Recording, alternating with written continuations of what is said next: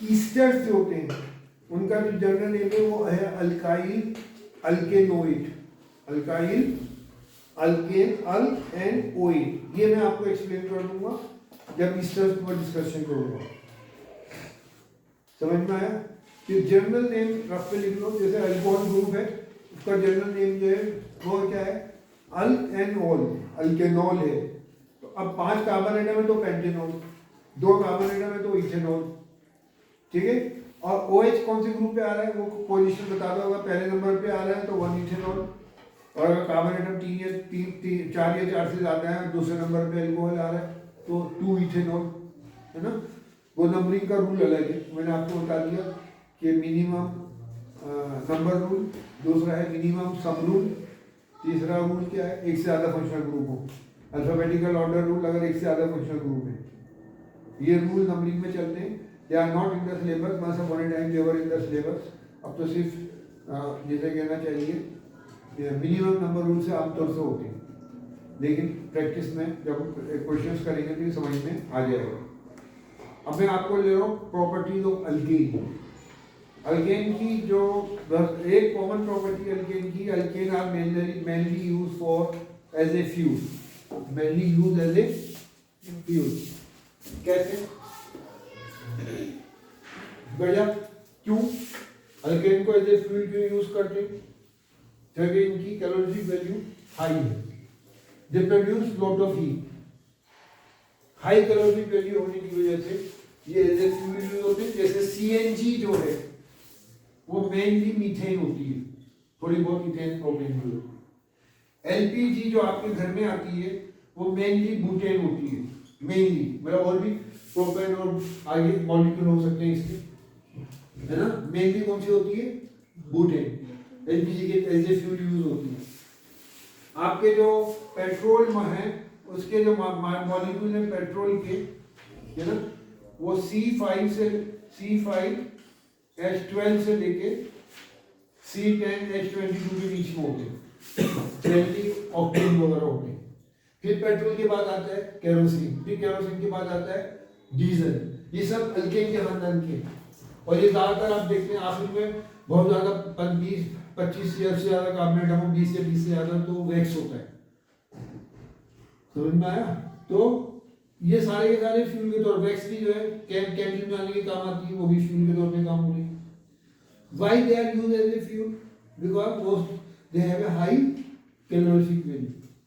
अगला सवाल ये पैदा होगा कि कैलोरीफिक वैल्यू हाई क्यों है? कि इनमें अल्केन में जो हाइड्रोजन की परसेंटेज है वो सबसे ज्यादा है बाकी कंपाउंड के मुकाबले। As compare to other compounds, alkane में percentage of hydrogen is highest. अब हाइड्रोजन जिस कंपाउंड में ज्यादा परसेंटेज रखती है तो hydrogen as a element has the highest calorific value. Hydrogen as an element, यदि हर एलिमेंट को अलग अलग जलाएं तो सबसे ज्यादा हीट वैल्यू, 1 ग्राम हाइड्रोजन को जलाएं, 1 ग्राम कार्बन को जलाएं, 1 ग्राम सल्फर को जलाएं, तो सेम अमाउंट अगर सबको जलाएं तो सबसे ज्यादा हीट हाइड्रोजन से निकलेगी। कैलोरीफिक वैल्यू से कहते हैं heat produce by burning unit mass of the substance, mass के हिसाब से अगर सेम अमाउंट, तो हाइड्रोजन जहाँ पे ज्यादा होगी परसेंटेज मॉलिक्यूल के अंदर, प्योर हाइड्रोजन की हाईएस्ट कैलोरीफिक वैल्यू होती है, उसका हाईएस्ट सारे एलिमेंट्स के अंदर। तो जिस जगह हाइड्रोजन इन परसेंट ज्यादा हो तो ऑटोमेटिकली वहां पे जब हाइड्रोजन ब्रेक होगा, मॉलिक्यूल ब्रेक होगा तो हाइड्रोजन ज्यादा निकलेगी, और जब हाइड्रोजन ज्यादा निकलेगी तो हीट भी, जलने पे हीट भी, तो ये ज्यादा हीट देते हैं कि हाई परसेंटेज ऑफ हाइड्रोजन होती है इनके मॉलिक्यूल में, इसलिए ये एज ए फ्यूल यूज होती है। दूसरी बात ये कि जो लोअर अल्केन है वो स्मोक कम नहीं देते, नहीं मीथेन जलती है स्मोक नहीं बनता, घर में जलती है CNG LPG घर में जलती है उसमें धुआं नहीं होता, आप जलाते हैं घर में डेली इस्तेमाल करते हैं LPG। तो लोअर अल्केन जो है वो बहुत नेग्लिजिबल, मतलब धुआं देते नहीं, ऑलमोस्ट ना होने के बराबर। हायर अल्केन अगर इनकम्प्लीट जलेंगे तो धुआं देंगे, लेकिन वो भी तन नहीं देते जितने बाकी कंपाउंड देते हैं। धुआं बनता है कार्बन, अनबर्न कार्बन से, स्मोक जिसे कहते हैं।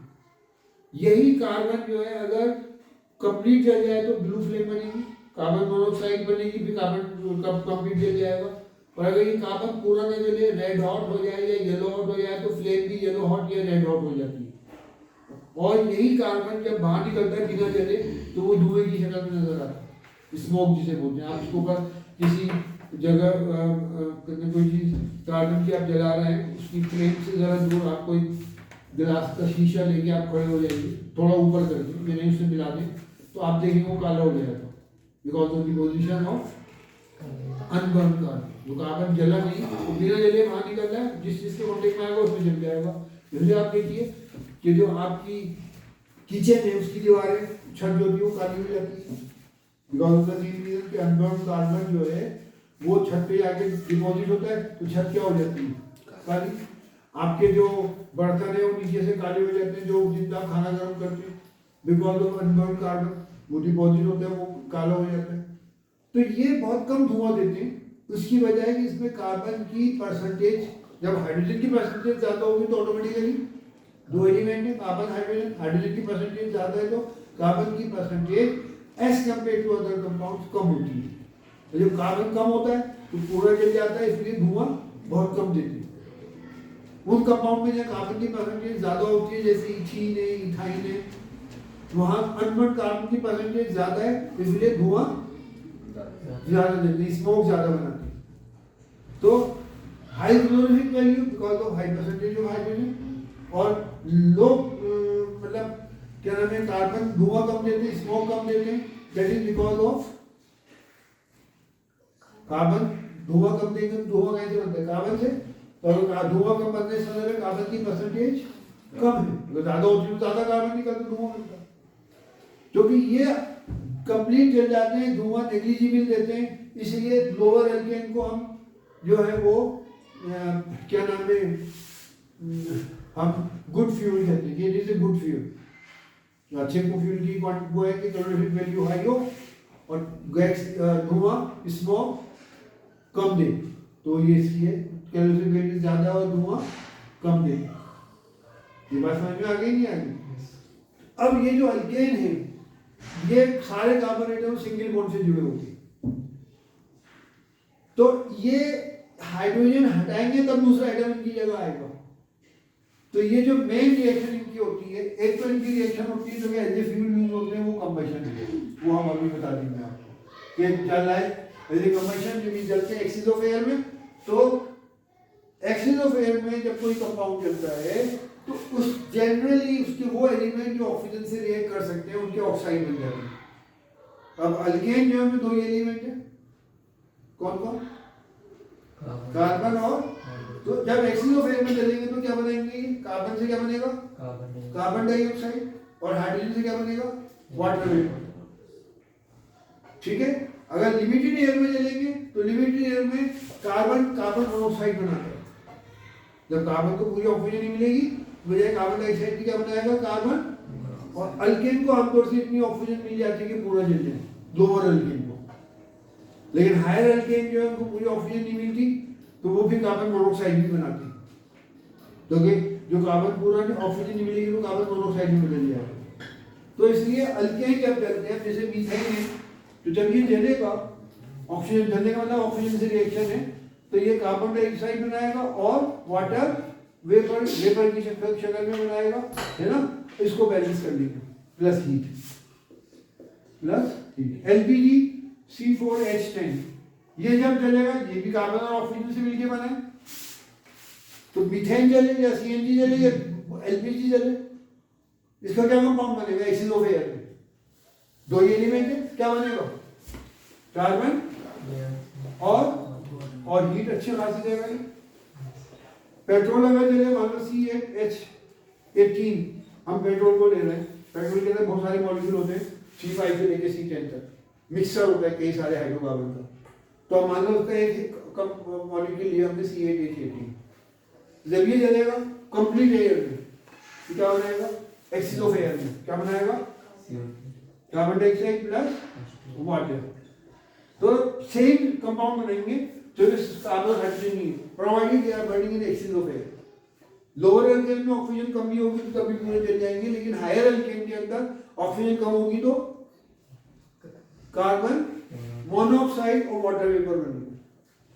हाइड्रोजन पूरी जल जाती है, कार्बन का चक्कर होता है, ऑक्सीजन ज्यादा है तो कार्बन डाइऑक्साइड, ऑक्सीजन कम है तो कार्बन, तो ये पहली रिएक्शन है अल्केन की, मीथेन हो, इथेन हो, प्रोपेन हो, दे burn and produce large amount of heat and produce carbon dioxide and water vapour.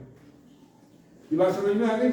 उसके बाद से इनकी ये जो होते हैं ये लेस रिएक्टिव होते हैं। Why they are less reactive?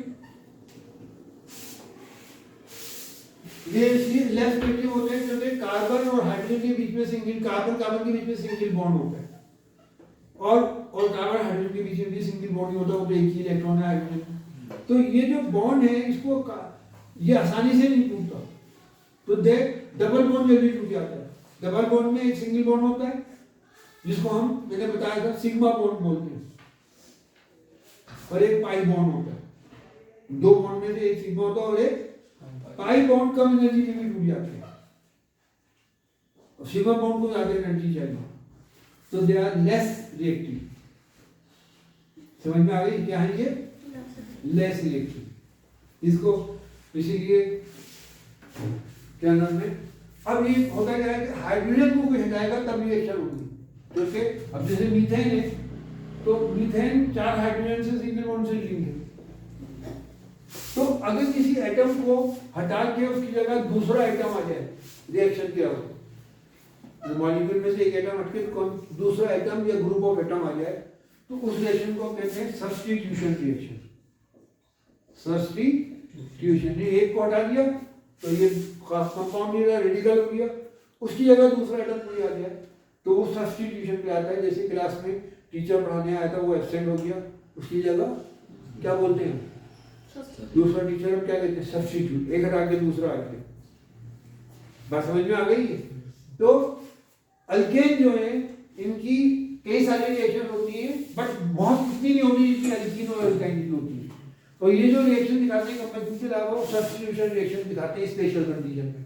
यानी यही अल्केन जब क्लोरीन से रिएक्ट करते हैं, chlorine is a highly reactive non-metal. Oxygen के बाद फ्लोरीन सबसे ज्यादा रिएक्टिव है, फ्लोरीन के बाद ऑक्सीजन है, उसके बाद क्लोरीन। तो ये सनलाइट में बहुत तेजी से रिएक्ट करते हैं, डार्क में सीरो रिएक्ट करेंगे, इसलिए सनलाइट को हम फोटो कैटलिस्ट कहते हैं।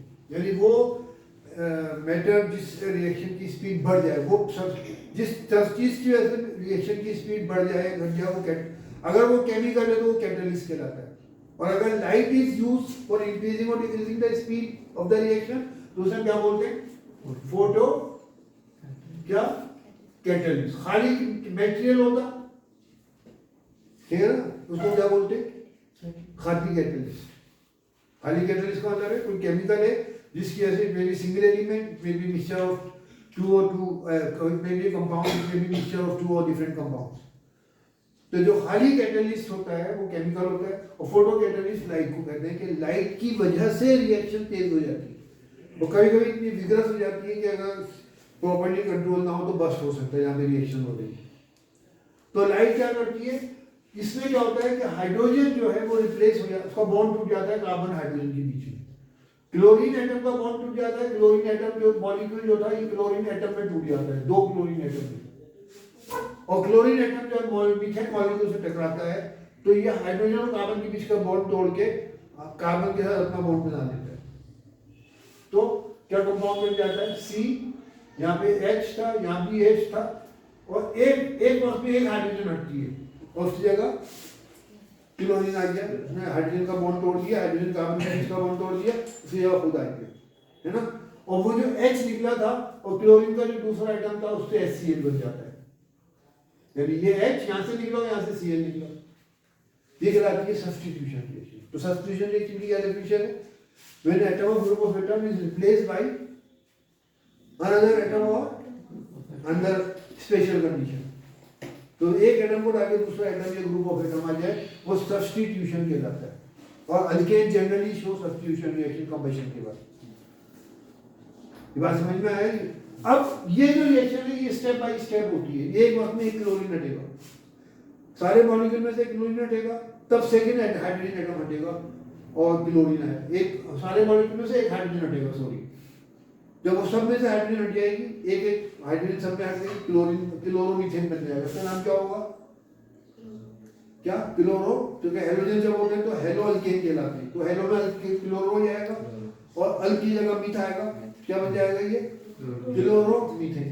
फिर जब दूसरा हाइड्रोजन हटेगा तो दूसरा हाइड्रोजन ऑलरेडी एक क्लोरीन पहले ही था वहां पे, और जब दूसरा Cl2 से अगर Cl2 की परसेंटेज ज्यादा है तो ये भी सनलाइट में होता है, तो दूसरा हाइड्रोजन इसी तरह ही क्लोरीन मॉलिक्यूल क्लोरीन एटम में टूट जाएगा, फिर एक और हाइड्रोजन को हटा देगा, तो ये 2 क्लोरीन के एटम हो जाएंगे यहाँ पे, है ना। आप कहीं भी दिखा सकते हो, उससे फर्क नहीं पड़ता। और वो H जो निकला था सेकंड H और Cl मिलकर HCl मिल जाएगा, इसे हम कहेंगे क्या डाइक्लोरो, क्योंकि 2 क्लोरीन क्यों होगा इसलिए से बोलेंगे डाई, क्योंकि क्वांटिटी डाई ट्राई से इंडिकेट करते हैं, 2 में डाई, 3 में ट्राई, 4 में टेट्रा, ये रहेगा डाइक्लोरो मीथेन। तो ये रिएक्शन जब तक हाइड्रोजन में और क्लोरीन एक्सिस में है तो ये रिएक्शन चलती रहेगी। तो अभी रिएक्शन चलेगी या खत्म हो जाएगी? चलेगी। क्यों? क्योंकि मॉलिक्यूल में अभी हाइड्रोजन है बची। तो जो थर्ड क्लोरीन होगा, यानी 2 क्लोरीन तो ऑलरेडी आ चुके हैं, तीसरा ये रिएक्शन आगे चलेगी और फिर Cl2 से रिएक्ट करेगा और तीसरा हाइड्रोजन भी हट जाएगा और ये हो जाएगा H, यहाँ पे सनलाइट आएगा, CH, यहाँ Cl आ जाएगा, यहाँ भी Cl आ जाएगा और यहाँ भी Cl आ जाएगा। आ रहा है समझ में? नहीं आ रहा? ये क्या कहलाएगा? Try chloro methane. और ये लिक्विड फॉर्म में, इसका boiling point melting point room temperature से हाई होता है, ठीक है। तो ये room sorry boiling point high होता है, मेल्टिंग पॉइंट जो होता है रूम टेम्परेचर से कम है, तो ये लिक्विड फॉर्म में बनता है इसका, क्योंकि जो क्लोरीन पड़ रहा है उसका मेल्टिंग बॉइलिंग पॉइंट भी चेंज हो रहा है। और ये जो ट्राई क्लोरोमीथेन है, इसको हम क्या बोलते हैं, इसका कमर्शियल नेम भी है, इसको हम क्लोरोफॉर्म बोलते हैं, जो हॉस्पिटल में यूज करते हैं बेहोश करने के लिए। क्या बोलते हैं इसको? क्लोरोफॉर्म। खत्म हो गई ये और होगी एक होगी, ये 4 दफे रिएक्शन होती है। तो ऑलरेडी 3 क्लोरीन आ चुके हैं, एक हाइड्रोजन अब भी बचा हुआ, तो ये दोबारा रिएक्ट करेगा Cl2 से, है ना। और क्या हो जाएगा रिएक्शन में? चारों क्लोरीन, चौथा क्लोरीन भी हाइड्रोजन हट जाएगा और HCl मिल जाएगा और यहाँ पे सनलाइट आ जाएगा। इसे हम कहेंगे क्या? टेट्रा, क्या बोलेंगे? Tetra chloromethane. साइंटिफिक नेम क्या है? एक क्लोरीन था खाली क्लोरो बोलेंगे, 2 था तो डाइक्लोरो, 3 था तो, और ये 4 है तो टेट्रा क्लोरो, क्योंकि क्लोरीन को क्लोरो बोलते हैं, और एक कार्बन है तो क्या बोलेंगे? मीथेन। अल्केन में अल की जगह मीथ आ जाएगा, फिर इसे कार्बन टेट्राक्लोराइड भी कहते हैं। क्या बोलते हैं इसे? कार्बन, ये कमर्शियल नेम है, कार्बन टेट्राक्लोराइड। ये भी लिक्विड होता है और ये लैब्स में यूज करते हैं ऑर्गेनिक सब्सटेंस को घोलने के लिए, प्लास्टिक्स वगैरह घुल जाते हैं इसमें, समझ में आया? पानी की तरह नजर आता है, लिक्विड होता है। ये बात क्लियर हो गई? तो मीथेन जो है वो 4 सब्स्टिट्यूशन रिएक्शन एक एक करके दिखाती है। हम कहेंगे कंप्लीट क्लोरीनेशन मीथेन की, तो एक्सिलो क्लोरीन में अगर मीथेन को रखेंगे तो आप चाहें तो एक ही दफा में चारों क्लोरीन का चेन को दिखा सकते हैं सनलाइट लिखकर। क्या? चारों क्लोरीन चारों तरफ आ जाएंगे और 4 हाइड्रोजन हट जाएंगे और 4 HCl बन जाएंगे, हर हाइड्रोजन से 1 HCl बन रहा है। तो कंप्लीट क्लोरीनेशन में टेट्राक्लोरोमीथेन बन जाता है, एक दफा में भी दिखा सकते हैं। तो द बेटर ये है कि इसको स्टेप बाय स्टेप लिखो। पहले जब क्लोरीनेशन होगा, सब्स्टिट्यूशन रिएक्शन होगी, एक हाइड्रोजन हटेगा। सेकंड सब्स्टिट्यूशन रिएक्शन में सेकंड हाइड्रोजन हटेगा। थर्ड सब्स्टिट्यूशन रिएक्शन में थर्ड हाइड्रोजन हटेगा। सेम वे में इथेन भी रिएक्ट करता है। इथेन में कितने मॉलिक्यूल है? क्या फॉर्मूला है इथेन का? C2H6। तो इसको अगर आप बिना स्ट्रक्चर फॉर्मूले के बनाए तो 6 रिएक्शन बन जाएंगी, जो कि 6 हाइड्रोजन हटेंगे। पहले में क्या बनेगा? क्लोरोइथेन, दूसरे में डाइक्लोरोइथेन, तीसरे में अगर हम क्या स्ट्रक्चर फॉर्मूला लिखेंगे तो मॉलिक्यूल 2 तरह के मॉलिक्यूल बनते हैं, समझ में आया? एक कुछ मॉलिक्यूल में दोनों क्लोरीन एक ही कार्बन पे होंगे, कुछ में तो एक क्लोरीन एक पे होगा, दूसरा क्लोरीन। तो हमें स्ट्रक्चर फॉर्मूला बनाएंगे तो बहुत सारे कंपाउंड बन जाएंगे। 3 हाइड्रोजन हटेंगे तो ट्राइक्लोरोमीथेन, ट्राइक्लोरोइथेन, तो इथेन से बन रहा है। 4 हाइड्रोजन हटेंगे तो टेट्राक्लोरोइथेन, 5 हाइड्रोजन हटेंगे तो पेंटाक्लोरोइथेन, और 6 हाइड्रोजन हट के क्लोरीन आ जाएगा तो हेक्साक्लोरोइथेन। अगर हम क्या नाम है उसका स्ट्रक्चर फॉर्मूला ना लिखें तो 6 दफा हमें लिखना पड़ेगा। स्ट्रक्चर फॉर्मूला लिखेंगे तो फिर हमें अलग अलग वो भी दिखाने पड़ेंगे। आइसोमर, आइसोमर किसे कहते हैं कि पोजीशन अगर बदल देंगे तो वो कंपाउंड डिफरेंट हो जाता है। क्लोरीन दोनों, क्लोरीन एक ही कार्बन में दिखाएंगे तो वो अलग कंपाउंड है, और एक क्लोरीन एक कार्बन तो दूसरा क्लोरीन तो वो दूसरा कंपाउंड वो अलग कार्बन कहलाएगा। अगर दोनों क्लोरीन एक ही कार्बन पर है इथेन के अंदर तो वो कहलाएगा 1,1 डाइक्लोरोइथेन, और अगर दोनों क्लोरीन अलग अलग हैं, एक एक कार्बन पे क्लोरीन है दूसरा क्लोरीन, तो क्या कहलाएगा 1,2 डाइक्लोरोइथेन। क्या कहलाएगा वो 1,2, एक मतलब एक क्लोरीन एक पे, एक दूसरा क्लोरीन दूसरे पे। अगर हम बहुत डिटेल लिखें तो बहुत सारे कंपाउंड बन जाएंगे, लेकिन हमारे कोर्स में मीथेन की स्ट्रक्चर है। तो मीथेन, इसके अलावा भी मीथेन जो है वो सब्स्टिट्यूशन रिएक्शन शो करती है, कॉन्सेंट्रेटेड नाइट्रिक एसिड के साथ शो करती है, सल्फ्यूरिक एसिड के साथ शो करती है, लेकिन जो मेन रिएक्शन है वो क्लोरीन के साथ ही शो करती है इन प्रेजेंस ऑफ सनलाइट। तो दो मेन रिएक्शन है, एक ऑक्सीडेशन, एक कंबशन और एक सब्स्टिट्यूशन। ये बात समझ में आ गया? अब हम आएंगे इथीन के ऊपर। इथीन एक तो कंबशन रिएक्शन कॉमन है, इथीन भी जब जलता है वो भी कार्बन डाइऑक्साइड और वाटर देगा, तो इथीन में भी दो एलिमेंट है कार्बन और, लेकिन इथीन जब जलता है तो धुआं बहुत देता है और उसकी हीट वैल्यू कम है। अब दोनों के अलग हीट वैल्यू इथीन की कम क्यों है इथेन के मुकाबले? हीट वैल्यू इसलिए कम है कि इथीन में हाइड्रोजन की परसेंटेज कम है और इथेन में ज्यादा है, तो जहां हाइड्रोजन की परसेंटेज ज्यादा होगी वहां हीट वैल्यू ज्यादा होगी। क्योंकि जब मॉलिक्यूल में हाइड्रोजन ज्यादा निकलेगी टूटने के बाद तो ज्यादा हीट देगा, हाइड्रोजन हाईएस्ट कैलोरीफिक वैल्यू होती है, तो इथीन में कम हाइड्रोजन निकलती है एज कंपेयर टू इथेन, तो उसकी हीट वैल्यू कम होती है। दूसरे इथीन में जब हाइड्रोजन की परसेंटेज कम हो गई तो उसका ऑल्टरनेट जो दूसरा एलिमेंट है कार्बन, उसकी परसेंटेज ऑटोमेटिकली ज्यादा होगी। भाई दोनों मिला के स्टेट बनते हैं तो एक की कम होगी परसेंटेज में दूसरे की बढ़ जाएगी। तो इथीन में हाइड्रोजन कार्बन की परसेंटेज ज्यादा होती है, इसीलिए काफी सारा कार्बन बिना बर्न किए बाहर निकल जाता है। तो जब हम इथीन जलाते हैं तो वो क्या देता है? स्मोक देता है, धुआं। इथेन नहीं देता, तो उसमें कार्बन की परसेंटेज कम है, वो ऑलमोस्ट कंप्लीटली जल जाता है। लेकिन इथीन में सारा कार्बन नहीं जलता, कार्बन भी बचा रह जाता है जो धुएं की शक्ल में नजर आता है। और दूसरे जो कार्बन गर्म हो गया, रेड हॉट या येलो हॉट हो गया, तो फ्लेम जनरली ब्लू नहीं होती। ब्लू फ्लेम जब बनती है कंप्लीट कार्बन, जब कंप्लीट कंबशन होता है, कार्बन मोनोऑक्साइड से कार्बन कंप्लीट जल जाता है। पहले कार्बन मोनोऑक्साइड बनती है फिर वो भी जल जाती है।